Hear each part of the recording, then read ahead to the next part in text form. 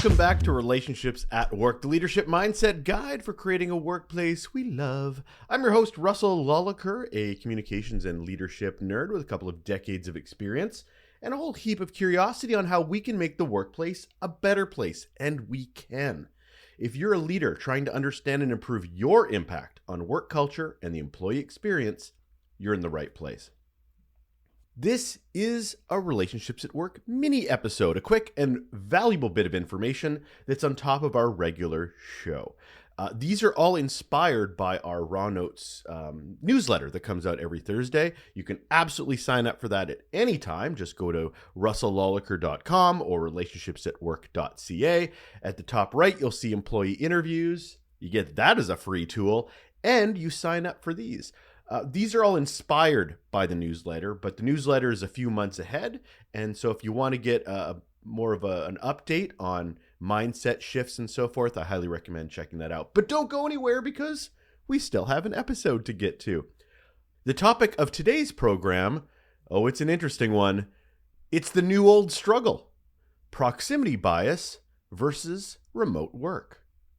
I want to set a challenge. I want to set a challenge for us as leaders to think a little differently on something very specific.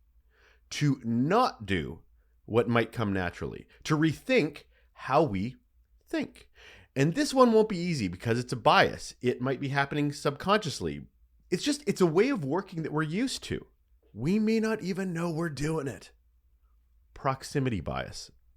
Here's the thing that I want to bring up. With the rise of remote work and hybrid work, the issues around proximity bias will also become more prevalent. And if we as leaders are prioritizing diversity, equity, inclusivity as much as we say we are, we need to take notice of this bias and how it might even be more impactful. Okay, so first things first, let's define proximity bias. It's defined as the tendency of leadership to show favoritism or preferential treatment to those employees that are close to them physically. Can you see why that might become even more of a problem under this new world of work? Which is a real shame because remote and flexible work really helps with that diversity, equity, inclusivity, because it doesn't let considerations like geography, financial challenges, access to transportation, disabilities, conflicting priorities, it doesn't let them get in the way of hiring great employees. So why should those same amazing employees and emerging leaders be punished because they don't pop their heads in the boss's office or work in that cubicle that the boss walks by every day? Answer: it shouldn't. That's a natural bias that we as leaders really need to work on addressing. It's like as this world is opening up to opportunity in one way, it might be diminishing opportunity even further in another. It'll be a tough one, but understand this bias is far more about us as leaders and what's easy and convenient for us than it is about recognizing valued team members who deserve these opportunities or to improve the diversity of the organization. Because if we allow for more diversity at those upper echelons of the organization and leadership positions, that's where new points of view can come from, and influence and innovation. So if we're only looking at those that show up physically in the organization, we're actually doing a disservice to our organization. There's research. Let's get into the studies. There was a study highlighted by LHH, conducted by the Stanford Graduate School of Business. They found that remote workers, despite being 13% more productive, were less likely to be promoted. A UC Davis study noted that lack of physical presence can lead to reduced visibility for remote workers, impacting their relationships with managers and colleagues. Now, many leaders might immediately say, well, then everyone has to come into the office. That's short-sighted. That's also not really inclusive leadership, is it? That's about what's worked for us, not what works for the employees and culture and expectations new hires will have. To combat proximity bias in the face of remote work and hybrid work, we have to be the leaders our employees want and expect. So let's look at figuring out how we can address our own biases. I suggest taking a few steps. First, we have to even know that there is a bias. We have to acknowledge it, educate ourselves about proximity bias, and educate others as too. and that it has a potential impact on those decision-making processes.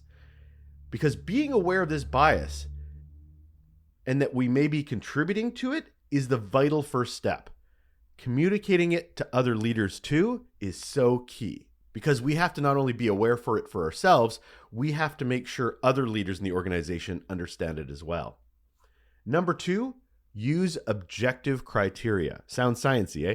We need to establish clear and objective criteria when making decisions, whether it's hiring, promotions, evaluating ideas.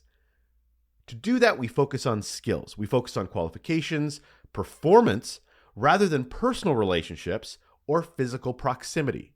It's about the right person for the job and looking at it from it, does it have to be the way it's always been lens. Number 3, diverse perspectives. Intentionally encourage diverse perspectives and input from individuals with different backgrounds and experiences. It demonstrates the value of that diversity, because it can really help counteract the tendency to favor those who are physically or emotionally closer, because we're seeing where these new, amazing, cool ideas are coming from, and they're not just the person in the office beside you. A sign of a great leader is one that leans into their own curiosity, especially around their own decisions and why they came up with those particular decisions. And our biases and actions are a big part of that process. Just because we see someone every day, that doesn't automatically mean they're the most qualified, the most innovative, the most creative, or possibly the most successful in that role. It just means they come in today. They came in yesterday. They'll come in tomorrow, which is great. That's what works for them. But as leaders, we need to see the bigger picture. Combating our biases, including proximity bias, is a great way for us to show our quality of leadership for ourselves and our teams. That'll do it. That is done. That is another mini episode of Relationships at Work, the Leadership Mindset Guide to Creating a Workplace we Love. I'm your host, Russel Lolacher. I always enjoy spending time with you. Thank you so much for listening. If you have a moment and you've really enjoyed the podcast, I have an ask. Could you possibly, perchance, go over to ratings and reviews on Spotify, Apple, a lot of the applications allow for this. Anyway, go in there and leave a 5-star review and maybe how the episode has been helpful, valuable for you. It really helps the show grow.